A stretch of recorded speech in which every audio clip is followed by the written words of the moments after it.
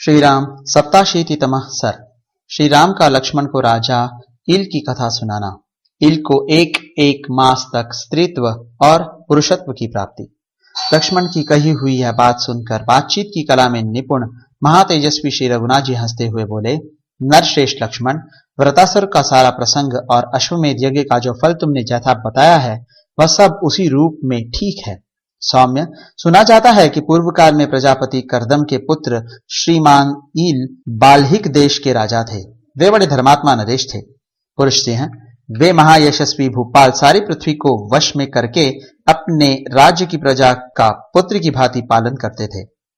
सौम्य, रघुनंदन, परम उदार देवता, महाधनी दैत्य तथा नाग, राक्षस, गंधर्व और महामनस्वी यक्ष, ये सब भयभीत होकर सदा राजा इल की स्तुति पूजा करते थे तथा उन महामना नरेश के रुष्ट हो जाने पर तीनों लोगों के प्राणी भय से थर्रा उठते थे। ऐसे प्रभावशाली होने पर भी बाल्हिक देश के स्वामी महायशस्वी परम उदार राजा इल धर्म और पराक्रम में दृढ़ता पूर्वक स्थित रहते थे और उनकी बुद्धि भी स्थिर थी।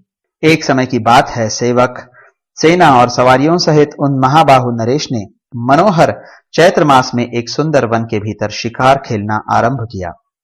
राजा ने उस वन में सैकड़ों हजारों हिंसक जंतुओं का वध किया, किंतु इतने ही जंतुओं का वध करके उन महामनस्वी नरेश को तृप्ति नहीं हुई।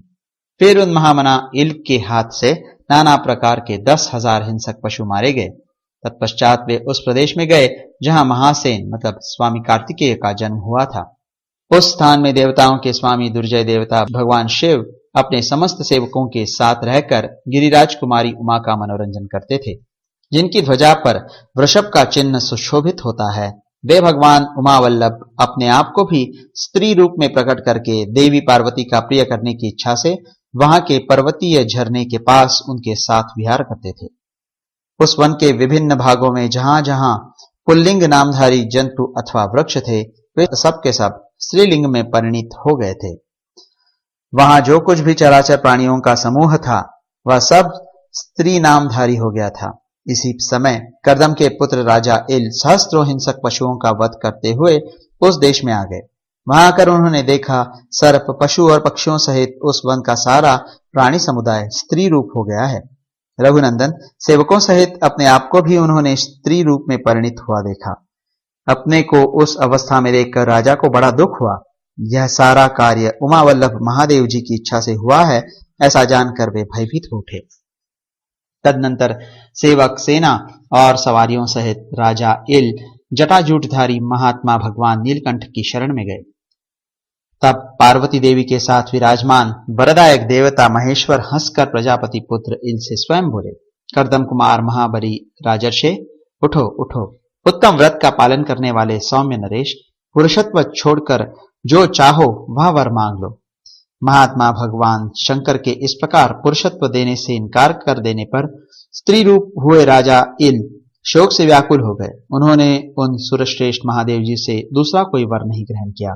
तदनंतर महान शोक से पीड़ित हो राजा ने गिरिराज कुमारी उमा देवी के चरणों में संपूर्ण हृदय से प्रणाम करके यह प्रार्थना की, संपूर्ण वरों की अधीश्वरी देवी, आप मानिनी हैं, समस्त लोगों को वर देने वाली हैं। देवी, आपका दर्शन कभी निष्फल नहीं होता, अतः आप अपनी सौम्य दृष्टि से मुझ पर अनुग्रह कीजिए। राजर्षि इल के हार्दिक अभिप्राय को जानकर रुद्रप्रिया देवी पार्वती ने महादेव जी के समीप यह शुभ बात कही, राजन, तुम पुरुषत्व प्राप्ति रूप जो वर चाहते हो उसके आधे भाग के दाता तो महादेव जी हैं और आधा वर तुम्हें मैं दे सकती हूं। अर्थात तुम्हें संपूर्ण जीवन के लिए जो स्त्रीत्व मिला है उसे मैं आधे जीवन के लिए पुरुषत्व में परिवर्तित कर सकती हूं। इसलिए तुम मेरा दिया हुआ आधा वर स्वीकार करो। तुम जितने जितने काल तक स्त्री और पुरुष रहना चाहो उसे मेरे सामने कहो। देवी पार्वती का वह परम उत्तम और अत्यंत अद्भुत वर सुनकर राजा के मन में बड़ा हर्ष हुआ और वे इस प्रकार बोले, देवी, यदि आप मुझ पर प्रसन्न हैं तो मैं 1 मास तक भूतल पर अनुपम रूपवती स्त्री के रूप में रहकर फिर 1 मास तक पुरुष होकर रहूं। राजा के मनोभाव को जानकर सुंदर मुख वाली पार्वती देवी ने यह शुभ वचन कहा, ऐसा ही होगा।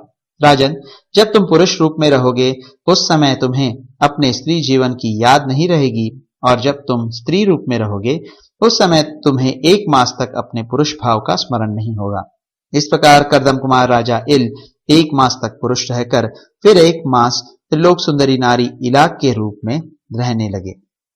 इस प्रकार श्री वाल्मीकि निर्मित आर्ष रामायण आदि काव्य के उत्तरकांड में 87वां सर्ग पूरा हुआ।